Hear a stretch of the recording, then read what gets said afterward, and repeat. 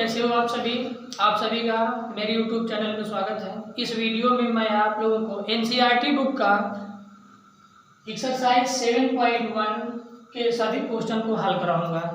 तो पहला क्वेश्चन आइए देखते हैं। साइन 2x का इंटीग्रेशन निकालना है हमें। इंटीग्रेशन मीन समाकलन। तो साइन x का समाकलन जानते हो कि माइनस कास x होता है, तो उसी प्रकार से इसे हम लगाएंगे। तो ये जो 2x दिया है इसे हम मान लेंगे t। जब मानेंगे तो उसके बाद इसका हम अवकलन करेंगे। तो 2x का अवकलन सभी लोग जानते हो कि 2 अचर पद है, 2 बाहर हो गया और x का अवकलन होता है 1 और t का हो जाएगा x के रेशियो में dt/dx। अब क्या करेंगे, इस dx की वैल्यू भी हमें यहाँ से निकालनी पड़ेगी।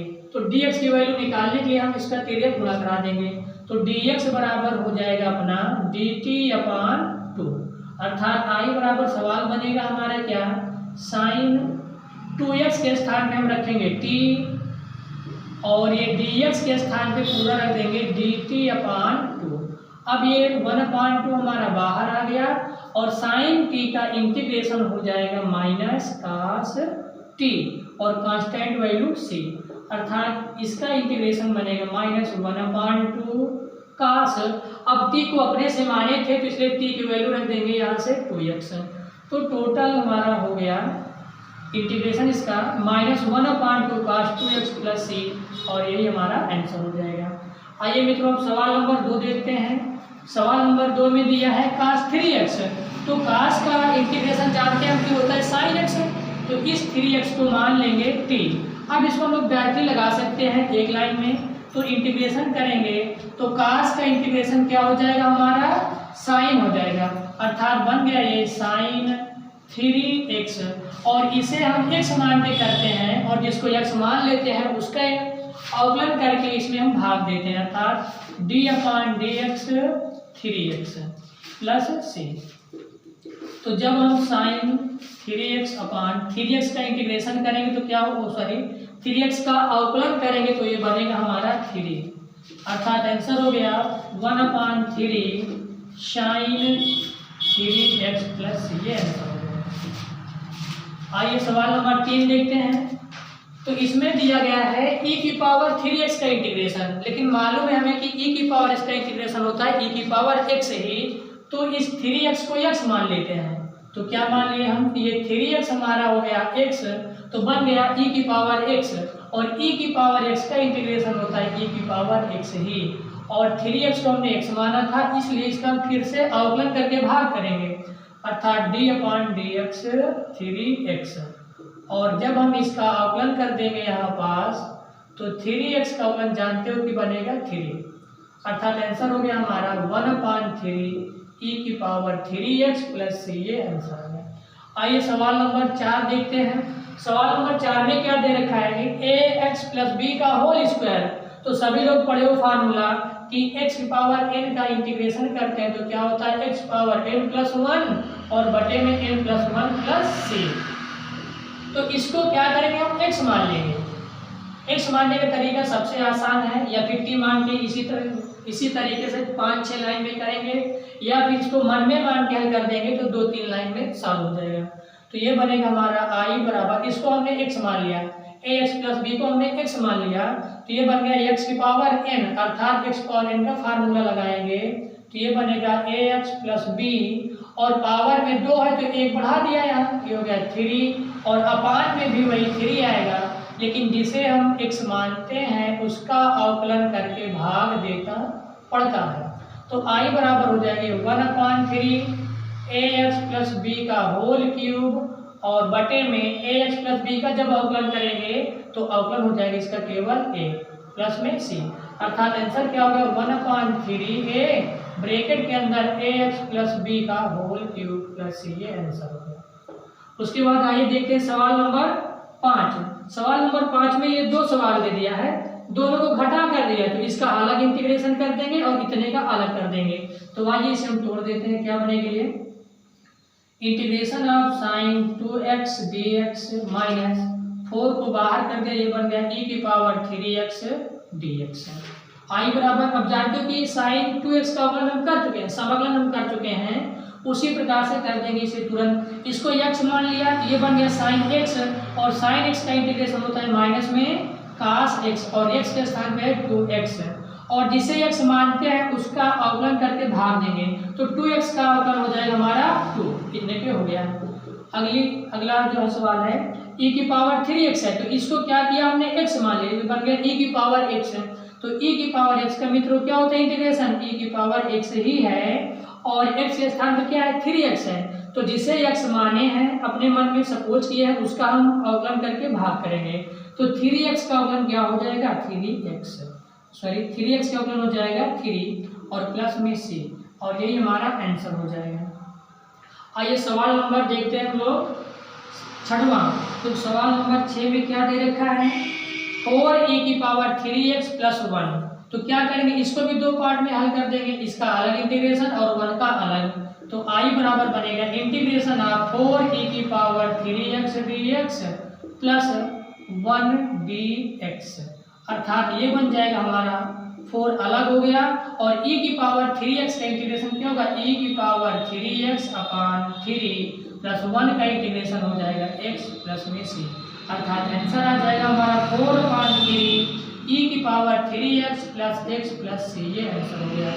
आइए मित्रों अब देखते हैं सवाल नंबर 7। क्वेश्चन नंबर 7 हल करते हैं, तो इसका स्क्रीनशॉट आप ले लीजिए, उसके बाद में अगला करा रहा हूँ। तो 7वां क्वेश्चन दे रखा है, 7वें सवाल में दिया है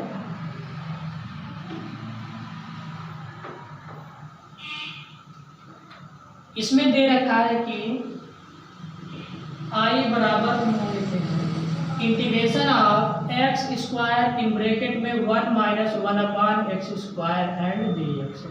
तो क्या करेंगे मित्रों, इसमें पहले हम एक्स स्क्वायर के अंदर गुणा करा देंगे, 1 में गुणा कराएंगे, फिर 1 अपान एक्स स्क्वायर में गुणा कराएंगे, जो बचेगा उसका इंटीग्रेशन कर लेंगे, अर्थात इसका गुणा इसमें कराएंगे एक्स स्क्वायर एंड ये dx। जब एक्स स्क्वायर में गुणा 1 अपान एक्स स्क्वायर में कराएंगे तो ये एक्स स्क्वायर से एक्स स्क्वायर कैंसिल हो जाएगा, अर्थात क्या बचेगा 1 बचेगा।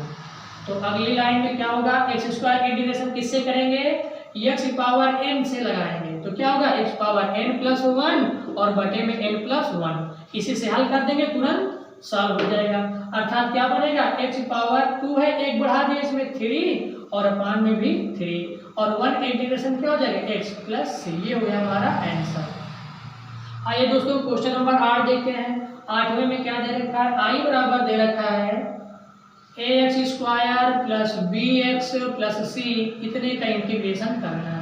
अब देख रहे उसमें ये हमारा द्विघात इक्वेशन है, 3 टर्म दिया है, तो तीनों का अलग अलग इंटीग्रेशन कर देंगे, तो ये बनेगा हमारा i बराबर integration of ax square dx plus integration of bx dx plus integration of c dx, अर्थात इसमें a अचर पद बाहर आया और x स्क्वायर का हो जाएगा x क्यूब अपान 3, क्यों, यही फार्मूला लगा है x पावर n का पहला, अर्थात इसमें बनेगा b अलग हुआ और इसकी पावर 1 है, तो क्या हो जाएगा इंटीग्रेशन x स्क्वायर अपान 2, और जो अचर पद है वो बाहर हुआ और dx का इंटीग्रेशन हो गया हमारा x प्लस c, और यही हमारा आंसर हो गया है। आइए सवाल नंबर 9 देखते हैं।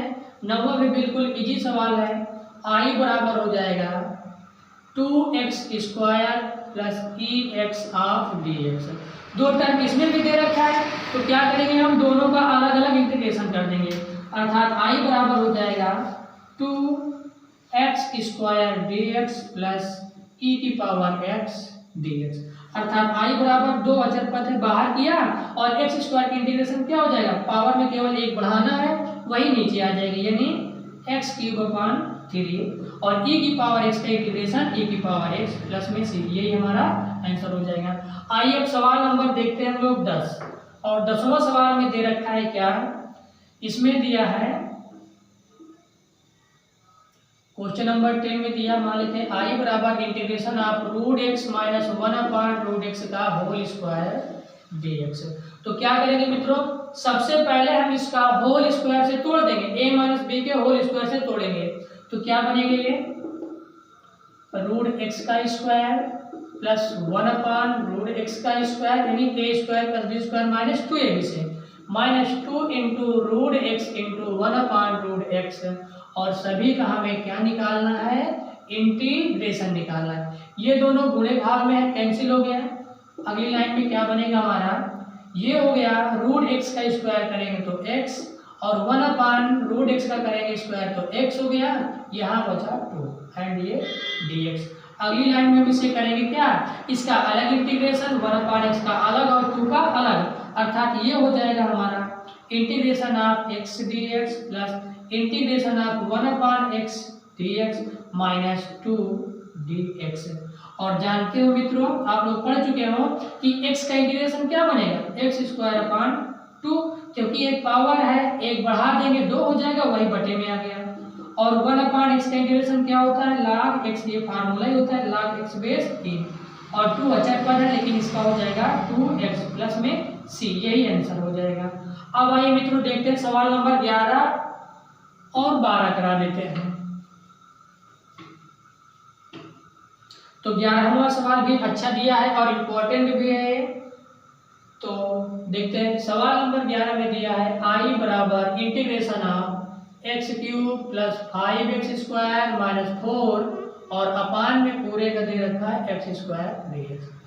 तो जानते हो ऊपर की घात बड़ी है, नीचे की घात कम है, तो क्या करेंगे, पहले x² का इन तीनों पद में भाग करा देंगे, या फिर तीनों के बटे लगा देंगे, इसका बटे इसका और तीनों का, अर्थात i बराबर हो जाएगा x³ बटे x² dx प्लस 5x² बटे x² dx minus 4/x² dx।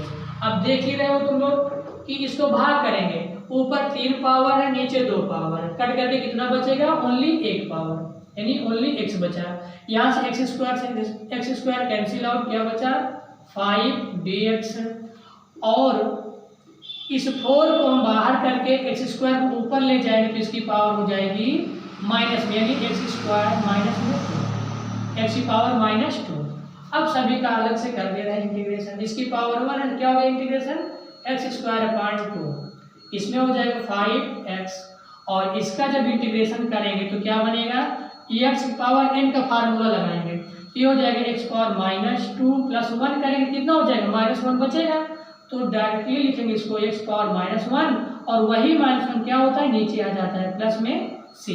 अगली लाइन में हमारा answer complete, x²/2 plus 5x, ये माइनस हो गया हमारा प्लस 4, और इसे हम अगर प्लस में बनाना चाहें तो पावर माइनस में नीचे आएगा तो ये प्लस में हो गया, और यही हमारा आंसर हो जाएगा। आइए मित्रों सवाल नंबर 12 देखते हैं। i बराबर दे रखा है क्या, x³ प्लस 3x प्लस 4 पूरे के पार्ट में क्या दे रखा है, √x।